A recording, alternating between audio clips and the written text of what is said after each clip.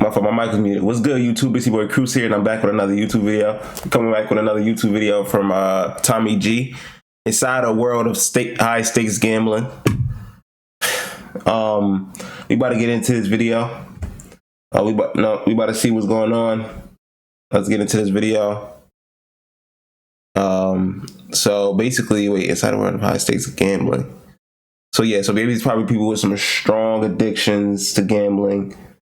Inside the world of high stakes gambling. I'm trying to really find the meaning of that. Inside the world of high stakes gambling. Okay, so people that bet high, they probably bet like $1 million, $2 million, or something like that. 3 million, 5 million, who knows? And let's see how they probably lose money and they see how they react to it or something like that. Let's get into this video. My biggest single session win was $11,526,000.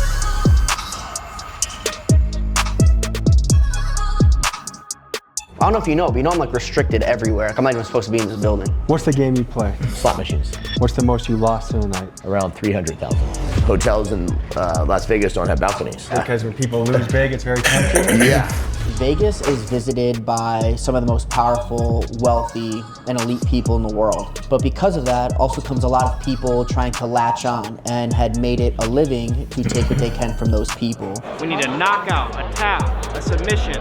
We win, that's $5 grand right in our pocket. Today we explore the world of high-stakes gambling, so of course we head to Sin City, Las Vegas. This is a place filled with gambling and vices galore, but did you know it owes its roots to the righteous? That's right, the city's rise can be traced back to religion, more specifically the Mormons. In 1954, a Mormon banker named Perry Thomas broke tradition by approving bank loans for casinos when no one else would. Vegas went from a ghost town to a place that some would call a typhoon of dark money. Throughout the 50s, 60s, and 70s, major casinos were secretly ran and controlled by organized crime families from cities like New York, Chicago, and Cleveland. And to this day, gambling remains one of America's most divisive industries. Last year, Vegas casinos pulled in nearly $9 billion. To them, it's about choice. They offer an escape, a thrill, and a good time. Critics, however, see Vegas differently, a predatory machine built to exploit addiction and desperation. To see into this world for myself, I assembled a crew of high-stakes gamblers and headed to a lavish penthouse that would serve as our headquarters for this operation.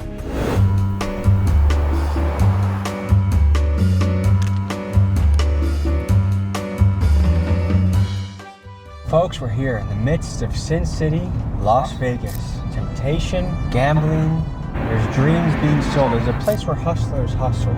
I have to say, Vegas is a place I find a little bit depressing. It's like a consumerism, capitalism hellhole. Gambling is something that I've avoided largely in my life. In the traditional sense, I do believe you gotta gamble. Like I gamble on doing this. I gamble on real estate. I gamble on the stock market. So I guess in some ways, everyone gambles. The question is, where do you draw the line?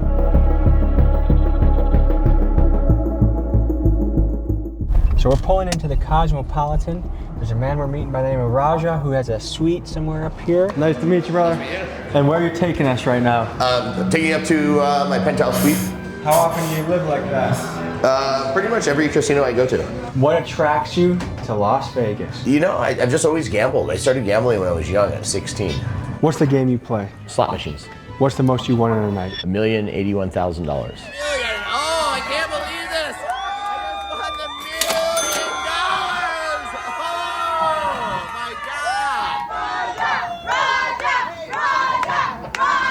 What's the most you lost in a night? Around 300,000. These are all their special suites. There's 21 special suites here at the Cosmo. By invite only. You can't even book these rooms. So this is what the high life is like. This is what it's like.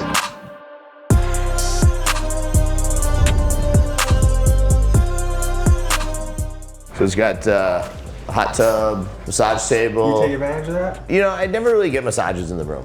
One interesting, really fun fact is, do you know why all the hotels in Las Vegas don't have balconies? Because when people lose big, it's very tempting? Yeah. I know, people personally who have lost everything, and then when they had the shooting on the Strip, that was a guy who lost all his money, went upstairs to his room, and unfortunately started shooting at people. The reports that Haddock was gambling $10,000 a day before the massacre may be a clue. Paddock checked into the hotel a few days ago and, according to sources, spent much of his time there gambling thousands of dollars at the casinos. So I mean, there's been tons of stuff like that. You know, Vegas is a show. It's a place to have fun. It's a place to have a good time. And you know, if you go too deep down the rabbit hole, you could fall for it. But if you're focused and, you know, doing your thing and having a good time, then enjoy the ride. Would you consider yourself a professional gambler? I've had the last couple of years have been very good, and especially with winning $1 million.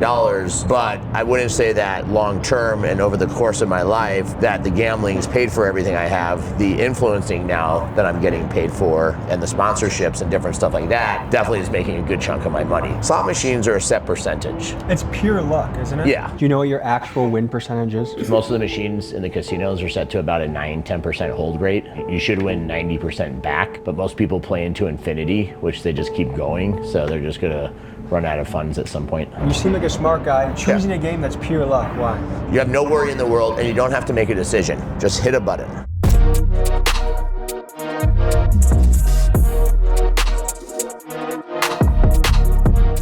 Mickey? You too, bro. How are you? Yeah, pleasure, man. Nice to meet you. This is Mickey Mace. He's one of gambling's most controversial characters. Some think he's one of the best gamblers in the country because, after all, he's gambled on behalf of massive hip-hop stars, and he also flaunts multi-million-dollar payouts from casinos. However, if you look at the YouTube comment sections, he's a heavily debated man. Many question the truthfulness of his claims and allege conspiracies ranging from he's a paid Vegas insider to simply accusing him of misrepresenting his stories. I'll let you be the judge. I don't know if you know, but you know I'm like restricted everywhere. I'm not even supposed to be in this building.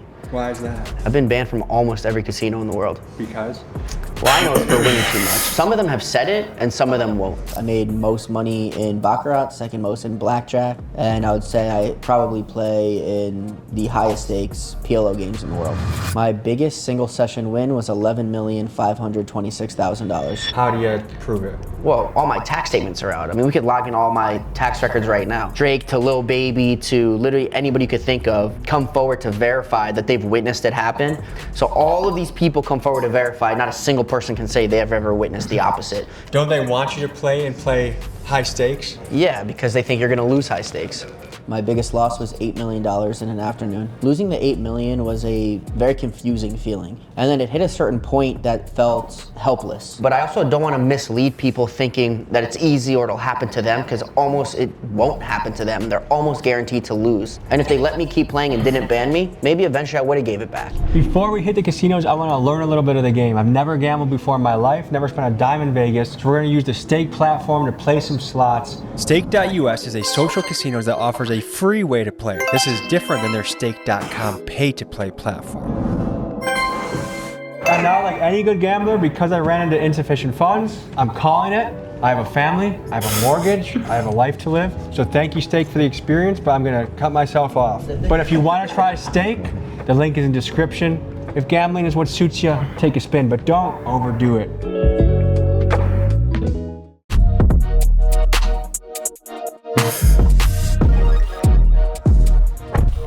Your origin story as a business is the spam king. You sent 100 million emails a day that were spam. Allegedly. So back in the day, I was in the online advertising business. I got into email marketing, and I used to send out lots of 100 million plus emails a day. And then I got sued by Microsoft, the New York AG, MySpace. Did very well doing it, but I never broke any laws. I only broke terms of service issues, is where most of the lawsuits stem from. Paid almost $20 million in fines. At my peak year, I did 108 million was my best year. In 1 year? Yeah. This exact location of this drive-through that we're driving in, I got in a high-speed pursuit with $4.5 million in cash, and they used to do trunk checks there, and one of the security is how I got away from the guys chasing me. Why were you in a high-speed chase? I just won $4.5 million at Bellagio, which is across the street. And so to go this way on the strip, you have to cross and make a U-turn. And as we made a U-turn, I noticed that we were being followed from the valet at Bellagio. I told my boy stomp on it, he did. There's a truck behind us, stomped on it, followed us, and we pulled into here. And when we got to the trunk check, they saw all the cash in the back seat. I just told security, I was like, yo, someone's chasing us, hold them up. And he gave us instructions. So if we stuck to the right there, it takes you to the employee parking lot. He told me how to navigate it to get out to Cobalt. And he's like, when you hit Cobalt, make a right and just get out of town. That's what we did, and we got away.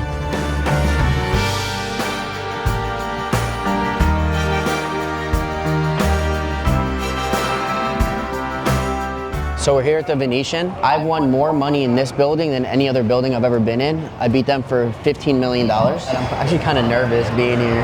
I also have not been back to this building, not even once, since I've been banned until right now. We're here on spring break, so it's particularly packed. It's March Madness weekend, and people are moving and shaking in here, and it honestly blows my mind. My idea of a vacation is an Airbnb with no one near us, near mountains or woods, but this is different strokes for different folks, and guys like Roger here thrive off an environment like this. This is the one I got the $1 million on. You want to try again? Yeah, you know what, let's do it again. See if we can hit a jackpot. Most of the people who have hit the $1 million have done it, 80% of them have been on $25. Here it goes. That's a good hit. That made us a little money. 2 more. 1 more.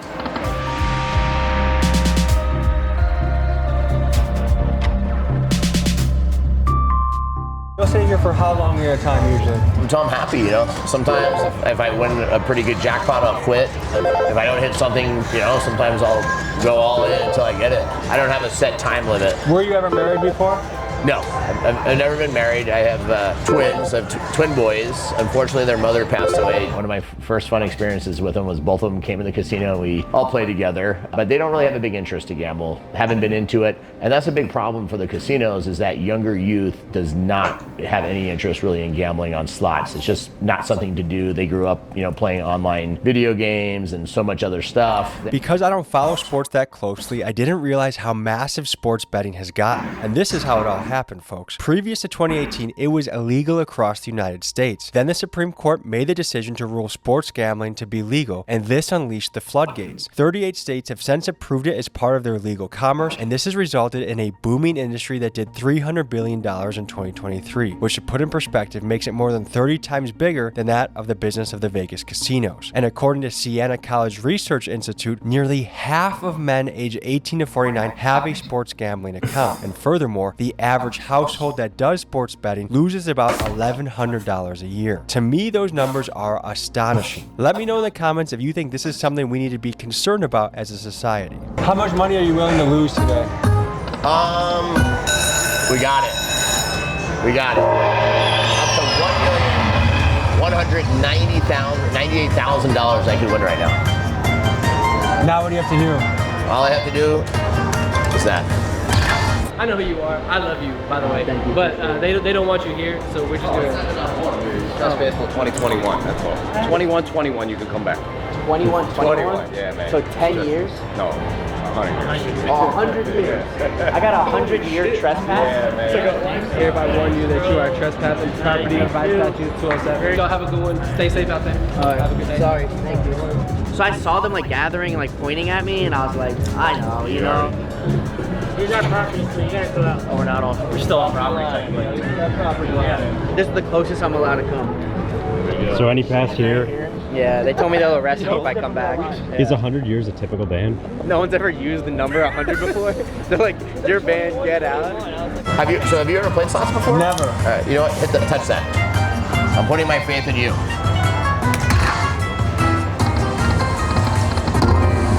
I don't think I've ever had that happen where I didn't get one extra ball.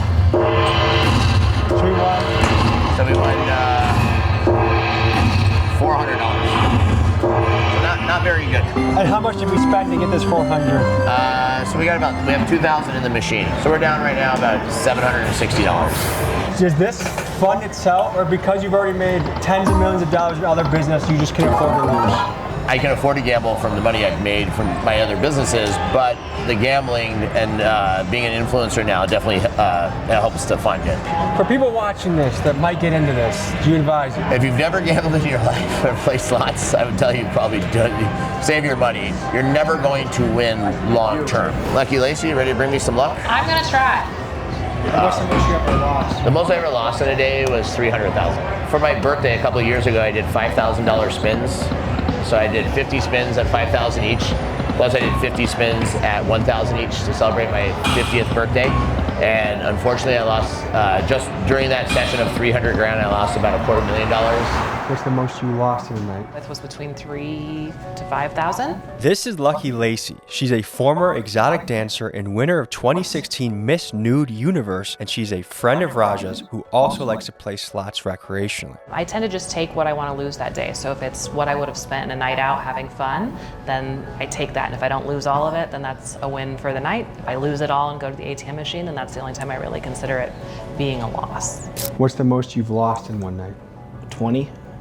What was that like? It was okay. This is John Lillis. He's a former world champion American skier who has since moved on to become a full-time sports bettor. He and his partner Chris run a Discord chat for clients that want to copy their bets. They consider themselves sharp action bettors, which is a type of strategic gambler that looks for undervalued spreads in an effort to win bigger and more consistently. Just like anything else with gambling, you build a tolerance to it, right? And if you know that you're lifetime up, or you're doing the right things and you're just catching a bad beat, or something doesn't go your way. The one thing, like, to show you a bonus, we go down like to, this game actually goes all the way down to 10 cents bet. I get $10 spin, so we just fast at it and see if we can get a bonus so you can see what it does. One freaking bonus here. Oh, this is big. We got the upgrade. This is big, so this is gonna upgrade us this wheel. We could hit this major right now for 12,000. We could hit that super grand for 167,000. This is big. One more. All right. So these are all going to become wood houses now, and we're gonna get another spin. Oh, that's huge! Oh my God, we got our first roll hat right here now. On a $100 bet on this machine 2 nights ago, I won $51,000. We have a really good chance at a jackpot on this one. Oh, 750. That's a good one. So we did it. Got a jackpot. Boom, boom, boom, baby. 1,742.50. Wow, not bad. This is good. So we just won a jackpot and attendance on the way. Yeah. Does this money mean anything to you? Yeah, I feel like I got a little revenge for what we put into it. But I mean, at the end of the day, it's not life changing. It's not going to change where I have dinner at tonight.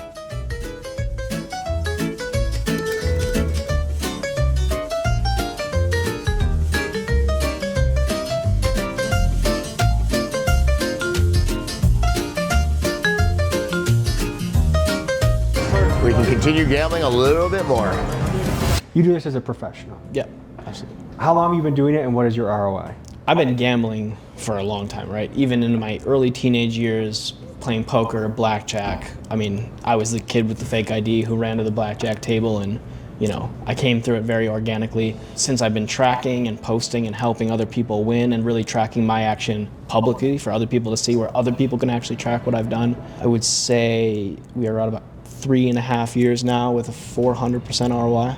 If you understand how the sportsbook works and you understand how the public thinks, you understand that the market moves based on what the public thinks is going to happen outside what the actual probability is. Every bet has a hold, and you can actually erase that hold by finding where the public is, and sometimes a line might move because of a reason, right? A key player might be injured, someone might be out, information might be coming in that a star player was up all night with his girlfriend and drinking or whatever, and showed up late to practice. That all can come into it. But sometimes none of that stuff is a factor. It's just who is more favored. Because a lot of people bet with their heart. You will get more money by being on the other side of that bet. And is this your career? This is your income? Full-time job. What we do is, I mean, we do this every day. So we do have that secondary income stream of, there are a lot of people that are looking for an edge, and they want to gamble, but they want to gamble responsibly, and they want to So people subscribe to get your picks. We take serious bettors that actually want to treat it like an investment, that they're in it for the long term. We're looking at the UFC main event tonight. These two fighters have already fought before, a 3-round fight. They don't have a lot of finishes between them. Marvin Vettori, one of the fighters, never been finished. Because of that, 2-to-1 odds that this fight will go the distance. What we're betting is that this is going to be the fight that trend ends. We're going to go this fight to not go the distance. We want to see someone get knocked out before 5 rounds. How you guys doing? You got the UFC lines? I have my biggest bet of the year going on this game right now. So if I start freaking out when Florida hits 91 points, that's why. I need Florida to hit 91 points by themselves.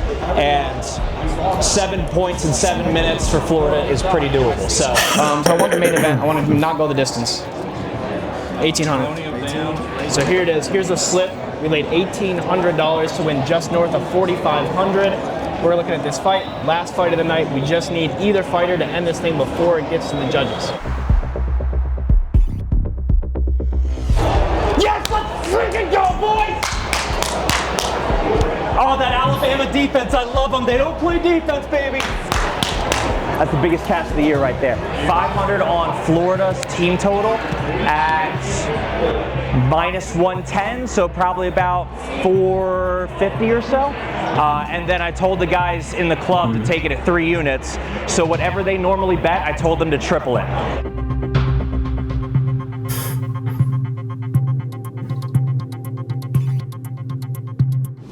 I think Vegas could be really cool if you use it correctly. And I think the best form of using Vegas correctly is not trying to use it at all. I think if you come here allowing it to use you, that's how you get the best experience out of it. You don't come here trying to win. You don't come here trying to meet a celebrity. You don't come out here trying to get famous and make $1 million. You come here to have fun and piss a weekend off with your friends. So it's filled with a lot of smoke and mirrors for 2 reasons. 1, to take everything from those elite people. And 2, because without it, anyone who's in between working class and elite doesn't really have a way out. Casinos didn't get pretty based on people winning money. So I think everything is set up mathematically. I don't think there's anything intrinsically that you couldn't find information-wise where you're being lied to. But I think things are probably psychology-wise led to make you spend more money. Everything is incentivized to get you to spend more. So if that's smoke and mirrors, then I guess, yes, that probably exists. That's 100% true. I mean, if there is an advantage that someone can take, or a scene that they can run, or a scam that they can get into, someone has found their way into it in Vegas, and you know, it just is what it is. To me, gambling is not that much different from alcohol, porn, fast food, or video games. Done to an extreme, they can ruin your life, but done in moderation or not doing them at all, you should be okay. But my question is, what is it within some people that seems to compel them to take their vice to a self-destructive level? While some people can be disciplined and abstain from temptation, others seem to have a compulsive aspect to their nature. While I don't know why that is, what I do know is from top to bottom, from the music in the lobby to the scents that you smell in your room to the free drinks and much more, Vegas is a place designed to tilt the odds away from you being able to maintain your own self-control. I think Vegas ruins lives. I think it causes more deaths, whether it be literal or spiritual and emotional, than almost any other place in the world. It's built on the sex trade. It's built on glorifying sex work and prostitution. Exasperates most people's weaknesses. Vegas is sold as an idea that all your dreams can come true and you can do anything you want and fix all these things, but the truth is, it's a hole and it's a trap.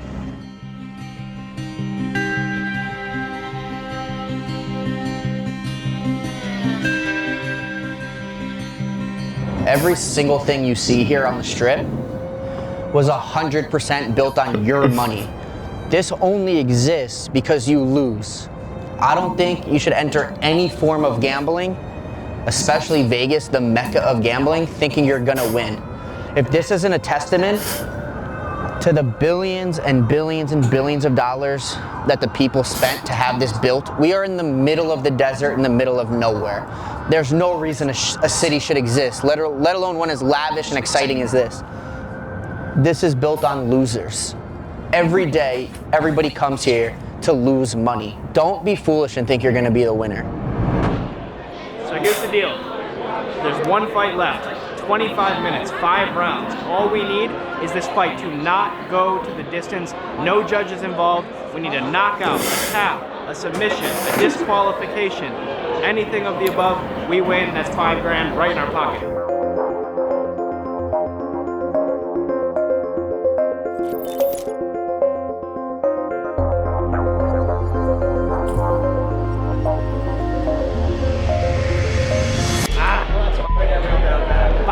So what's going through your mind after the loss? I'm never fucking betting a sports bet next to this fucking guy again. So why not?